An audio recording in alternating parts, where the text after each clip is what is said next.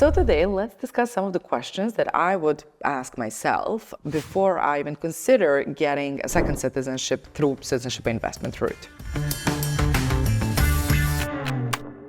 Hi there, it's Irena here from Nomad Capitalist. I've been helping people like yourself to get their second passport all around the world, second residencies, to incorporate new companies, open offshore bank accounts, diversify their assets, and so on and so on. So get in touch with us so that we can help you as well. So the first thing that I want to mention is what exactly is the citizenship by investment, or how I'd like to call it, CBIs. So citizenship by investment is basically you investing into one country's economy. And in return, they will grant you the passport. That can be either that you invest in real estate, or to make a one-time donation, or to invest in bonds, or to invest in funds, and so on. So it depends on what the countries are offering. And there are some of the best and preferred ways depending on the country. Countries that are offering CBI programs around the world, the list is not that extensive, but hopefully there will be more in the future. For example, if we're looking at Europe, only 2 countries currently are offering it. Number 1 is Malta, and number 2 is Turkey. Malta is obviously, because it's a part of the EU, it's the most expensive one. Early on, Montenegro had a citizenship investment program, Cyprus, Bulgaria, but it was all canceled. So we hope that Malta will still have it in a couple of years from now. Apart from that, 5 Caribbean countries are offering citizenship investment program, and that is Grenada, Dominica, St. Kitts and Nevis, St. Lucia, and Antigua and Barbuda. There are some of the other countries as well that are offering this program, which is Egypt, for example, as well highly recommended. And on another side, we have some that we do not really recommend, which can be, for example, Vanuatu, Cambodia, Jordan, and so on and so on. Usually, what we like to recommend is 5 Caribbean countries, or Malta, Turkey, and Egypt, I would say. Everything else, well, we can do it, but it's not something that we would recommend. So again, every citizenship investment program has its own list of qualifying criteria on really where you need to invest and what you need to do in order to get citizenship there. So now that we know what citizenship investment is, let's see on who qualifies for it. So there's not a long list of eligibility criteria and who can qualify. Obviously, there are countries that are blacklisted by some countries, and if you're coming from one of those countries, you wouldn't be able to qualify. But apart from that, if you have a clean criminal record, if you have a clean medical record, if you're older than 18, if you have a legit source of funds and enough money to make the investment, then you will be able to qualify. Of course, there are some things, like for example, the clean criminal record. Sometimes, for example, if in case that activity doesn't really have anything to do with your source of funds or something like that, they may look through the fingers and get you the approval. For example, if you had driver under influence, they may approve you. So, there's still some flexibility there. Same stands with the medical report. If you, for example, have HIV or something like that, you wouldn't be able to qualify. But the rest should be fine. One of the most important qualifications would be actually to pass the due diligence. So every country conducts its own due diligence. What does it mean? That means that they will be checking on you based on the documents that you provided. That is why every time that you want to do this citizenship investment program, you see the extended list, like this long list of documents that you need to submit in order to get one.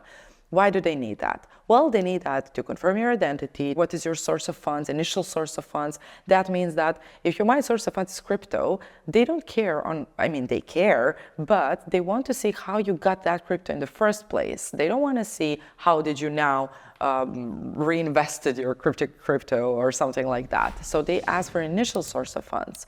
So in case that they find anything that is sketchy there, then you wouldn't pass the due diligence and you would essentially be rejected. Currently, the due diligence process is a bit strict because of all the changes that are happening in the Caribbean and the pressure that they're getting from the EU. So we would definitely recommend, you would definitely need to check before you spend 3 months collecting the documents, before you do your own research, before you get in touch with us or with the lawyer to help you through the process. You want to make sure that obviously everything is legit and that they don't have anything to find that would essentially get you to rejection. What can sometimes lead to rejection is as well hiding something. So you don't want to do that. Now that you're sure that you can qualify for citizenship investment, let's think if that would be only you or your family, for example. So persons you can bring with you and who can also get a second citizenship based on you is number 1, your spouse. You can bring your parents and your spouse's parents as well, as long as they're older than certain age. It depends from country to country, but they need to be financially dependent on you. Same stands with children. For example, for Turkey and Malta, if they're older than 18 years of age and not enrolled into university and not financially dependent on you, then they cannot apply. For example, for the Caribbean, they allow usually children up to the age of 30 to qualify, as long as they're, for example, unmarried, at least partially financially dependent on you. Financial dependency is where it all kind of starts. In case that you can prove that you're paying your children's rent, that your children is enrolled in school, that you are supporting your children financially, bank statements where you transfer the funds to your money to your kid or something like that, that would be able to prove the financial dependency. One more thing that you can do in case that you really want to bring your daughter with you, but your daughter is married and not financially dependent on you. So what can you do? You can sponsor her application. So that would, of course, mean additional fees and doubled investment, because you will make the investment for yourself and you would make another investment for your daughter, but you can't technically do that. This also doesn't have to be a blood relative or, your daughter or your spouse or your parents or anything like that. You can pretty much sponsor your friend's application if you want to, but you need to make the doubled investment again. So now let's see on why you should even consider getting yourself a second passport. What would be some of the benefits of that? Well, that really depends on what you are looking for, but I will dive into that a bit later. What second passport can offer is visa-free travel access. You can visit countries that your original passport does not allow you to go there visa-free, that you have to apply for a visa and so on. So number one thing is visa-free access. Another thing that is also connected to that would be during COVID, the citizens of Australia were locked in Australia and they couldn't get out or anything like that. So you want to make sure that you have a plan B option in case something like that happens, especially during these hard times and what is happening in the world today. Apart from that, passport is such a great investment. It's for a lifetime. So you secure your future and you can potentially secure as well your children's future after that and your grandchildren and so on and so on. So it's a once in a lifetime investment that won't only secure you, but also future generations to come. Apart from it, it can work for financial freedom, for example, for taxes. If you really want to live there, if you want to move to Antigua and Barbuda, you can enjoy the lower tax over there. Apart from that, it can also bring personal freedom. Well, you just are not feeling comfortable in your country where you come from, so you can potentially get the second passport and move there and live there where you feel more comfortable with. It can be used as a plan B, as I mentioned, as a security to have it in hard times. And the second passport can also be used to invest into certain investments that your original passport wouldn't allow you to. So that can be bonds of other countries, that can be some crypto projects, and so on and so on. So you see that the list is very extensive, but it all depends on what you want. So ask yourself, what is your priority? What do you want to accomplish with that second passport? It can be even second residency. What do you want to accomplish? Are you looking for a plan B? Are you looking for visa-free travel access? Are you looking for financial freedom? Or do you want to secure your children and the generations to come in the future? So you need to find the perfect passport that would actually give you that. Another thing that you can do is ask yourself, what if I can have it all? It doesn't have to be just one passport. It can be two passports. Combine it. For example, Turkish passport in combination with Caribbean passport can be a good passport combination. Maltese passport, very good, expensive, but very good, tier A passport. So if you're looking for financial freedom and, for example, you're a US citizen, you can renounce your US citizenship and get the Maltese one, and Maltese one will give you visa-free travel to the US.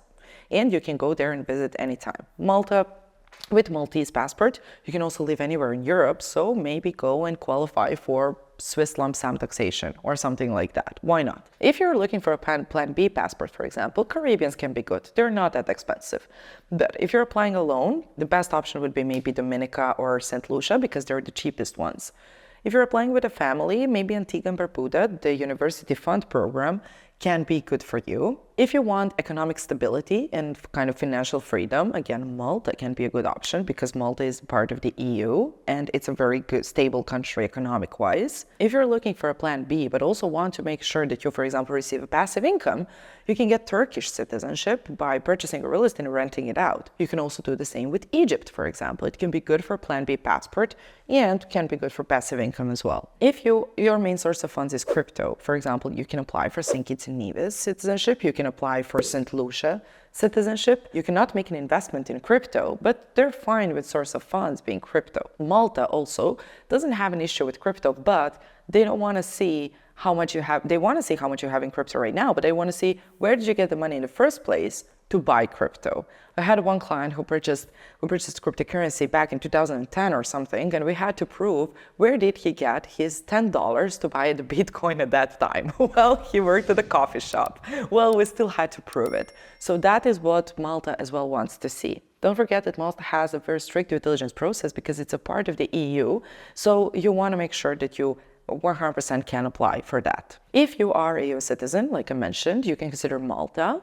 Another good option would be Grenada or Turkey because of the E2 visa, for example. If you want access to Russia and China, you can get the Dominican passport. If you are looking for business opportunities, you can try out Malta again. If you want to get your second citizenship without stepping a foot in that country, you can go to the Caribbeans, and so on and so on. So you see what I'm saying, that everything depends on your priority and what you want to accomplish with your second passport. So you see what I'm saying? It all comes from the priorities and from what you are trying to accomplish. You have to think about it because it does not cost $10. It costs $100,000 and above to actually get the second passport. So if you get the passport, it doesn't give you the end goal. What will you do to get another one when you just spend money for no purpose at all? You want to make sure that you get the right passport. Even, for example, if you really want to go to the EU. So, okay, I want to go to the EU.